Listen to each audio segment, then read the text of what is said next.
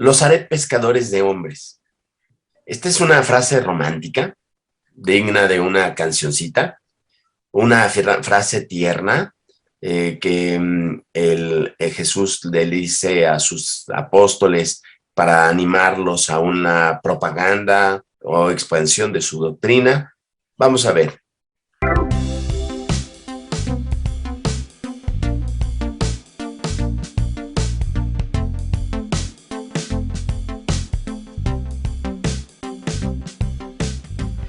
¿Qué tal, amigas y amigos del Invite? Estamos una vez más en Tierra Buena para el Día del Señor, en este que es el quinto domingo del tiempo ordinario, y seguimos con la lectura del Evangelio de San Lucas. Saludo a los participantes. ¿Qué tal? Miguel, Jaime, Toño, Muy ¿cómo bien. están? Victoriano, ¿cómo estás? Feliz de verte de regreso en Tierra Buena. Gracias. Yo también los extrañé ahí en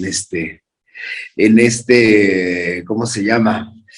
Pues en este encierro que había que hacer en lo que pasaba el COVID infame. Bueno, pues aquí estamos una vez más. Y bueno, hoy te toca, Miguel, darnos la provocación inicial y convocamos a algún lector que quiera leer para nosotros el Evangelio de hoy. Pues, ¿quién será? ¿Quién será? ¿Quién será? ¿A quién enviaré? Bien. Voy. Venga. Del Evangelio según San Lucas, en aquel tiempo Jesús estaba a orillas del lago de Genesaret y la gente se agolpaba en torno suyo para oír la palabra de Dios. Jesús vio dos barcas que estaban junto a la orilla. Los pescadores habían desembarcado y estaban lavando las redes. Subió Jesús a una de las barcas, la de Simón. Le pidió que la alejara un poco de tierra y sentado en la barca enseñaba a la multitud. Cuando acabó de hablar, dijo a Simón: lleva la barca mar adentro y echen sus redes para pescar. Simón replicó: Maestro, hemos trabajado toda la noche y no hemos pescado nada, pero confiado en tu palabra echaré las redes. Así lo hizo, y cogieron tal cantidad de pescados que las redes se rompían. Entonces hicieron señas a sus compañeros que estaban en la otra barca para que vinieran a ayudarlos. Vinieron ellos y llenaron tanto las dos barcas que casi se hundían. Al ver esto, Simón Pedro se arrojó a los pies de Jesús y le dijo: apártate de mí, Señor, porque soy un pecador. Porque tanto él como sus compañeros estaban llenos de asombro al ver la pesca que habían conseguido. Lo mismo les pasaba a Santiago y a Juan, hijos de Zebedeo, que eran compañeros de Simón. Entonces Jesús le dijo a Simón: no temas, desde ahora serás pescador de hombres. Luego llevaron las barcas a tierra y dejándolo todo, lo siguieron. Muy bien, muchas gracias, Jaime. Gracias, pues Jaime. Toño, Jaime, Victoriano, queridos hermanos, lo primero que tengo que decir es que la pesca se realizaba en las noches o en las madrugadas. Era muy extraño que un pescador pudiera pescar algo en el día. Y pues si suponemos que estamos a las 12 del día o una cosa así, peor, la pesca no se realizaba en esas horas. Por lo tanto, los pescadores eran se les consideraba de una clase baja, aunque tenían unos medios de producción y una cierta economía más saludable que otras personas. Se les consideraba un sector de la sociedad que era mal visto porque no podían estar en sus casas defendiendo a sus familias en las noches. Por eso, pues podemos decir que los pescadores fueron un sustrato que Jesús convocó, que eran un poquito mal vistos, como de una clase inferior, ¿no? A pesar de que, pues, repito, podían tener una economía más sana que otros, pero pues tenían este inconveniente social que no estaban con sus familias en las noches. Como los pastores, cuando vimos el relato del ángel que se aparece a los pastores tenían que cuidar a los ganados en las noches y por eso no podían estar con sus familias y por eso se consideraban de una clase más baja. Pero regresando a la pesca, vemos a un Jesús que comunica su palabra en la barca. Mucho se ha hablado de que esto es una técnica pues teatral, ¿no? Una técnica teatral para que el viento del mar o del lago, que es un lago muy grande que se llama el lago de Genesaret o el mar de Galilea o el lago de Tiberíades, tiene varios nombres, este mar pudiera aumentar su voz de tal manera que lo escucharan más. Pero dejando de lado esto, lo que nos ocupa el día de hoy, o a mí me preocupa mucho de expresarme en cierta forma que nosotros entendamos que el mar, como ya lo hemos dicho en varios episodios de Tierra Buena, era considerado para un pueblo que no tenía contacto con el agua, como fue el pueblo de Israel, que eran pastores, nómadas en el desierto, no sabían nadar, no sabían tratar el agua. El mar era un símbolo del mal, un símbolo de fuerzas que son desconocidas para el hombre, incontrolables para el hombre, y que se tragaban todo lo que entraba. Veían las barcas que se alejaban en el mar Mediterráneo y a veces no regresaban. Y esta sensación de que no regresan las barcas, en los barcos, vemos a Jonás en un momento así, vemos varios pasajes de los Salmos que hablan de las fuerzas misteriosas. Vemos a Job que habla el libro de Job que habla de la soberbia del mar, de la soberbia del mar. El único que puede ponerle límites a la soberbia del mar es Dios. Y esto nos hace pensar que más allá de la belleza, porque es una belleza, el mar de Galilea es una belleza poética, unos montes verdes rodeando un lago grande en donde hay pescados, hay pescados, se pesca, se transita, el sol, a veces brumoso, a veces muy, muy, muy brumoso, llega a caer la niebla de tal manera que el lago no se percibe bien, se parece a un lago muy misterioso, ¿no? Entonces es un lago que los poetas dicen que Dios le puso 10 puntos, le dio varios puntos al Pacífico, varios puntos al Mediterráneo, pero cuando llegó a su mar le puso 10 puntos, ¿no? Es de belleza.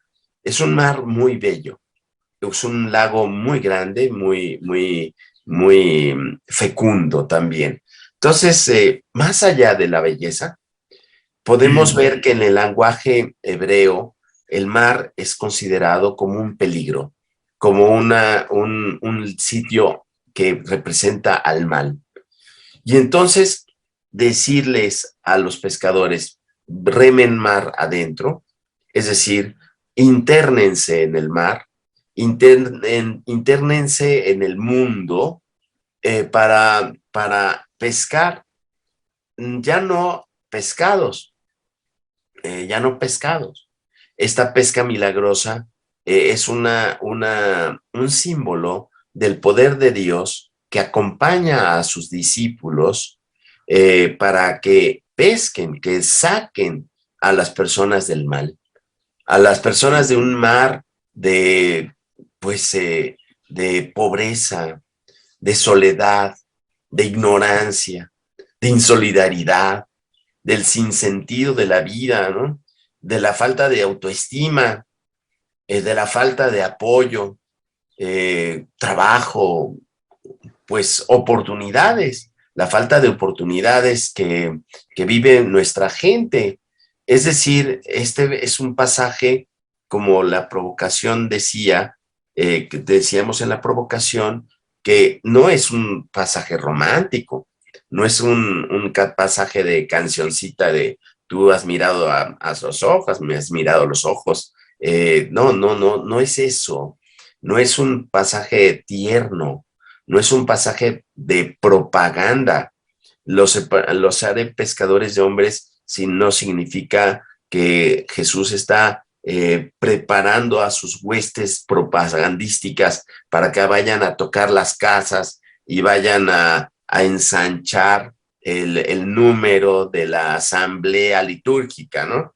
No, esto es un pasaje de liberación. Es un pasaje que nos confronta directamente con la necesidad que Jesús tiene de colaboradores y a los cuales los va a hacer fuertes para que puedan liberar al hombre. Nosotros tenemos que echar nuestras redes diariamente, sin decir sin decir palabras cristianas, ¿no? Como no tenemos que estar por la vida diciendo, hermanos, hermanas, pórtense bien. No. Lo que nosotros tenemos que hacer es que toda nuestra vida sea como una red que rescate a los de sinsentido, a los solos en este mundo, a los de falta de oportunidades. Y lo tenemos que hacer personalmente y colectivamente. Y esto nos dice cuando la pesca estaba siendo muy grande, llamaron a otras barcas. Es decir, las otras barcas forman parte de un conjunto en el cual no se puede adjudicar el crédito total. Llamar a otras barcas es una actitud de humildad, de que la pesca no depende de una persona, no depende de mi forma de ser, mi palabra, mi parroquia, mi grupo, sino que entre todos tenemos que sacar a los hombres de la soledad, de la falta de oportunidades, del sinsentido de la vida. Y cada etapa de la humanidad va siendo distinta en el sentido de la exigencia que nosotros tenemos para vivir de nuestra acción de libertad, ¿no? Esto no quita el que tengamos que orar, el que tengamos que celebrar la misa, el que nos reunamos, las convivencias, no quita nada de eso. No nos hace una ONG, nos hace una iglesia dispuesta a vivir su acción liberadora en lo poquito o mucho que podamos hacer. Bien, esto es mi reflexión. Gracias, Miquele. Pues, Toño, a ver, platícanos. Pues yo creo que este pasaje, primero déjenme contarles, ¿no? Yo cuando lo leí, dudé en un momento porque dije, mira, está hablando de esos milagros que hizo ahí en este lago, y dudé si estaba este pasaje era un capítulo posterior o anterior al que habíamos leído hace 8 días, ¿no? Entonces ya fui, chequé y ya me di cuenta que era posterior, ¿no? Y entonces yo digo, a ver, en este pasaje lo que yo quiero remarcar, adicional a lo que yo el Padre Miguel nos hizo favor, es todo llamado viene de Jesús, ¿no? Pero todos, por el bautismo, estamos llamados a ser discípulos de Jesús. Entonces, aquí encontramos no solamente el pasaje en el que podemos decir que históricamente Jesús inicia ya el grupo de los apóstoles, ¿no? Porque pues nos cuenta ahí casi al final que también Santiago y Juan, hijos de Zebedeo, pues estaban ahí con Pedro y pues ya los tres abandonaron todo y fueron, ¿no? Y yo quiero remarcar aquí esto, ¿no? El dejándolo todo lo siguieron, tenemos que estar conscientes, primero, que el seguir a Jesús, la iniciativa la tomó Jesús, ¿no? La iniciativa no es nuestra, ¿no? La iniciativa la tomó Jesús. Y a quien tenemos que predicar, a quien tenemos que anunciar, es a Jesús. Como ya decía el Padre Miguel, ¿no? ¿Qué es lo que nos diferencia o nos tiene que diferenciar de cualquier ONG o de ese sentido de conciencia social que hoy se habla mucho, ¿no? Porque nosotros vamos a predicar a Jesús para la salvación del hombre, ¿no? Y entonces cuando yo escucho el llamado, el discípulo verdadero es aquel que se siente interpelado como se sintió interpelado Pedro, y lo primero que le dice a Jesús es: no soy digno de ti, apártate de mí porque soy un pecador, ¿no? Entonces, habla Pedro de la humildad que debe tener el discípulo, de no saberse digno por sus méritos, pero saberse digno por los méritos de Jesús, ¿no? Yo creo que esta parte sería así como mi primera reflexión, Padre Victoriano. Gracias, Toño. Qué importante tomar en cuenta la vocación, ¿no? Esto que es el eje de nuestra vida después del llamamiento desde el bautismo. Gracias. Jaime. Sí,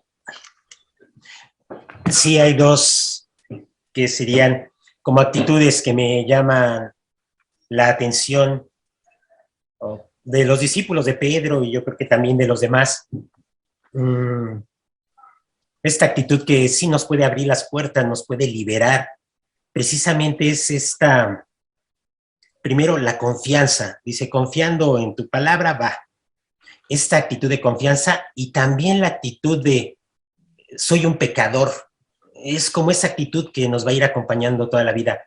Sí soy pecador, pero eso no me detiene porque estoy confiando. Entonces, esas dos actitudes es lo que me lleva pues a internarme, a hablarle a otras barcas, a asombrarme de lo que Jesús va haciendo, a entrarle a veces sin toda la certidumbre de que tenga todo controlado, los resultados y los frutos que pueda hacer. No, pero sí a partir de esta experiencia tan pues básica para todos, que es la confianza. Cuando uno aprende a confiar, aún teniendo sus propias limitaciones, pues da estos saltos, da estos pasos, y sin lugar a duda hay libertad, hay ya un despliegue de la misma vida, de lo que uno puede ir aportando, como decían, sea poco, sea mucho, se va avanzando. Entonces, estas dos actitudes son las que a mí me llaman la atención, la de los discípulos, la de Simón Pedro, confiando, y aparte de mí que soy un pecador, esta doble conciencia, ¿no? De lo que soy. He pescado toda la noche, no hemos logrado nada, es conciencia de los propios esfuerzos, pero es confianza también en Él. Entonces, por ahí estas dos actitudes de los que pues, formamos la iglesia también son básicas. Gracias, Jaime. Sí, efectivamente, en tu palabra, como dice el Evangelio, ¿no? Ahí aviento las redes. Pues a mí me hace pensar este Evangelio desde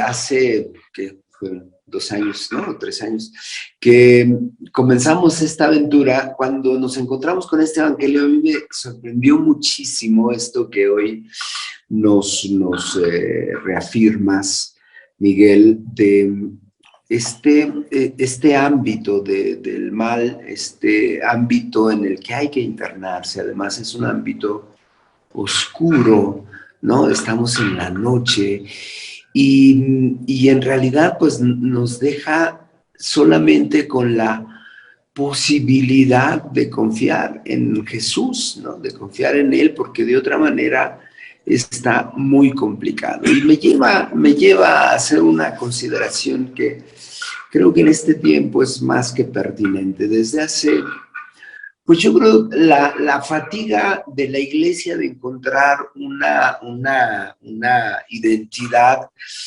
como más clara, más evangélica, más conforme al mensaje de Jesús, una fatiga que en nuestros tiempos pues comenzó prácticamente con todo la reflexión a veces dolorosa que llevó consigo el Vaticano II y a encontrar como caminos que pudieran hacer una iglesia más auténtica y, como digo, más conforme al Evangelio, que lleva me parece, una tentación que ha estado presente a lo largo de todo pues, la segunda mitad del siglo XX y el tiempo que llevamos, donde pues se hace una gran fatiga a entender cómo la iglesia puede ser este equipo de pescadores de hombres, ¿no? En ese sentido de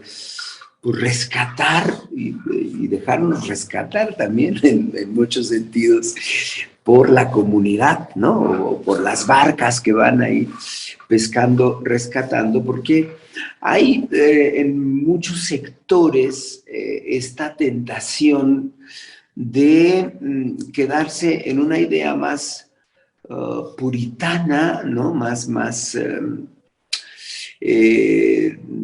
poco compatible, pienso yo, con el Evangelio, donde se hace esta distinción en la que yo estoy bien, yo me comporto conforme al Evangelio, yo soy lindo, santito, tengo una devoción más clara, más conforme a la tradición, ¿no? Porque además se hace referencia a la tradición, ¿no?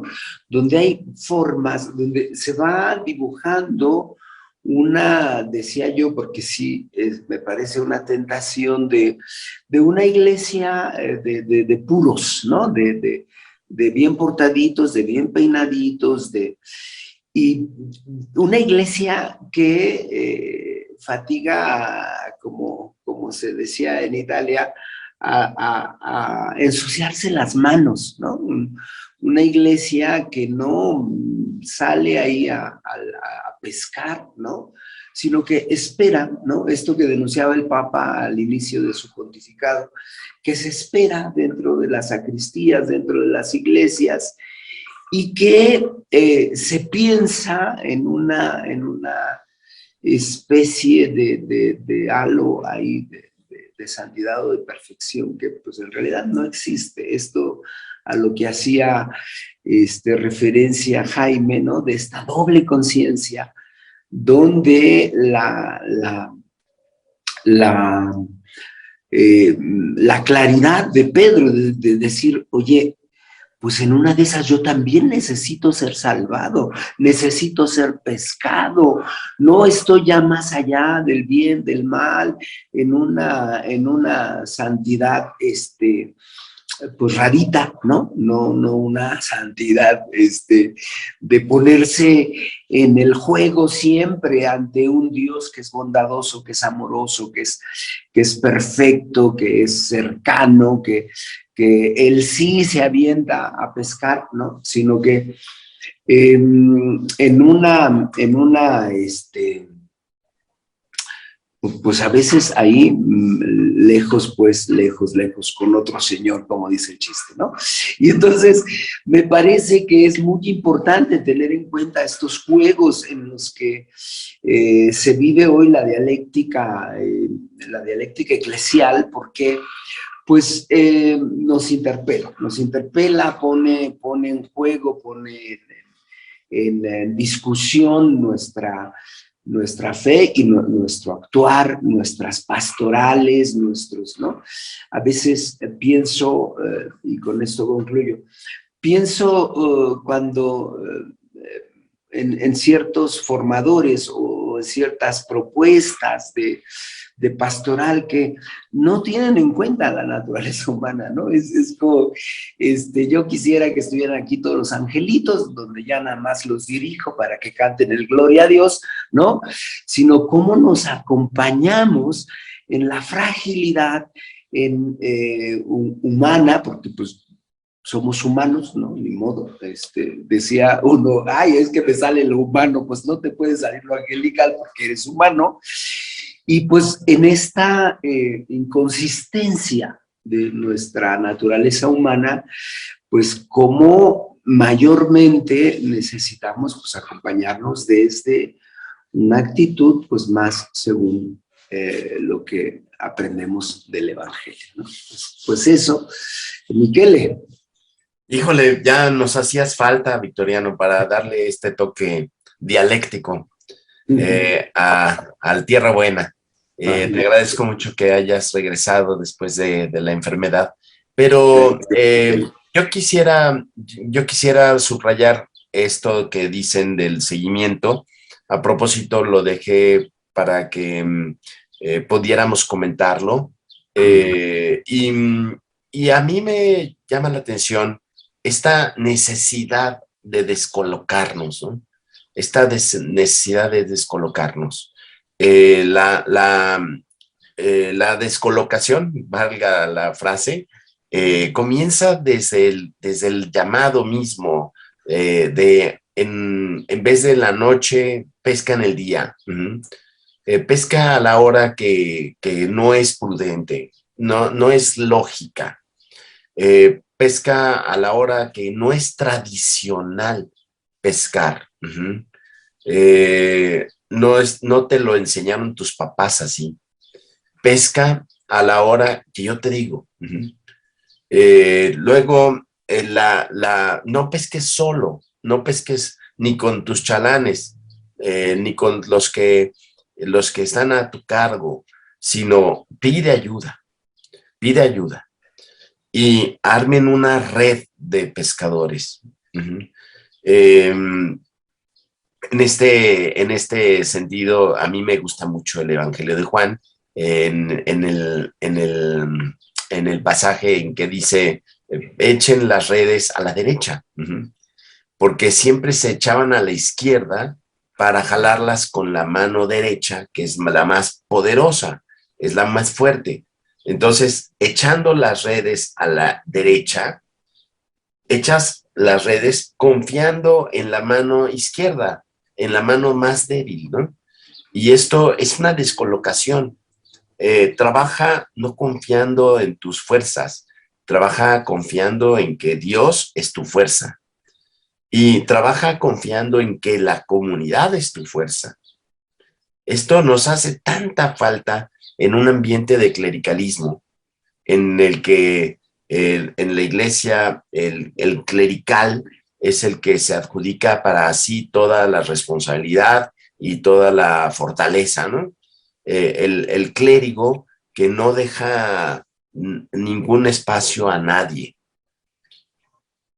Esto rompe con los sectarismos, con los capillismos, con los clericalismos.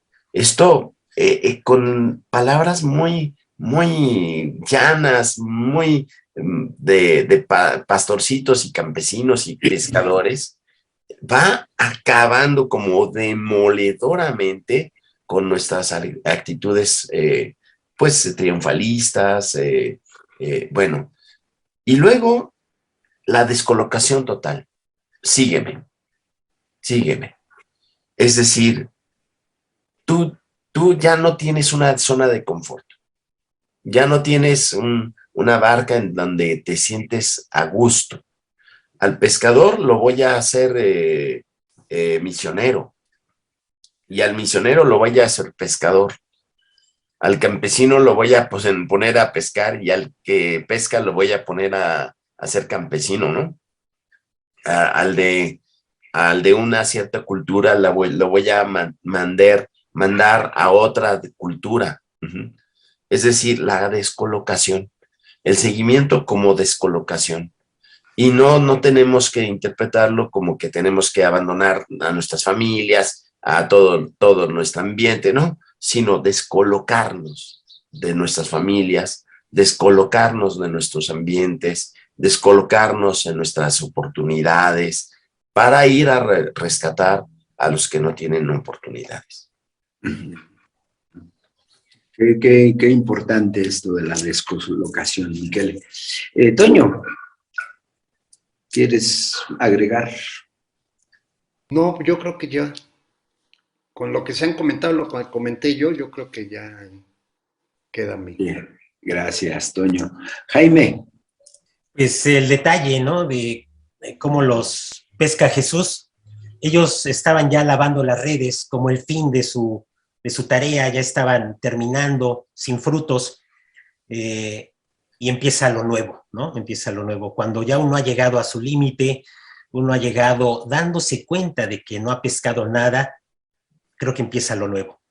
Cuando llegamos al límite, pero seguimos de necios queriendo hacer lo mismo, pues no alcanzamos a empezar lo nuevo, de la novedad de Jesús. Entonces esto de que estaban ya limpiando las redes, habiendo terminado su jornada, no habiendo pescado nada, a partir de esa experiencia tal vez de, pues no tenemos nada, empieza ya la novedad, de decir, pues echen de nuevo, y todo esto de descolocarse, de internarse, de vivir de otra manera la presencia de Jesús. Entonces este dato me llama la atención, de los discípulos que están limpiando el fin de la jornada, pero sin nada, y solo la conciencia de ello es lo que nos da la apertura para descolocarnos.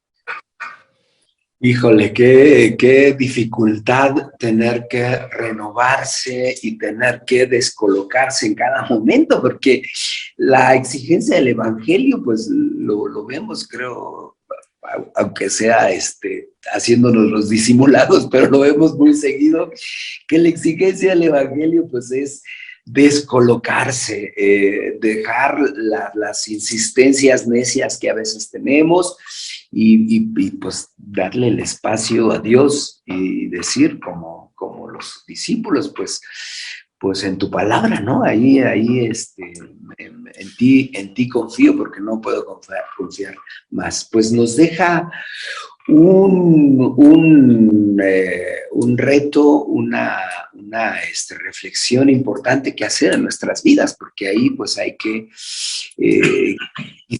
abrirle el espacio a toda esta descolocación a la que el Señor nos llama cada día. Pues hermanas, hermanos, gracias por su presencia en este ejercicio de reflexión, de dejarnos impactar, de dejar que el Señor mueva nuestros corazones, así como se mueve la tierra, para que pueda dar fruto. Pues si te interesa, si te gusta, si no te gusta, dale like, dislike, comparte, coméntanos, y pues seguimos ahí en este compromiso de hacerle espacio a la palabra de Dios. Pues gracias, Miguel, por tu reflexión. Gracias, Jaime y Toño, y pues nos vemos la próxima.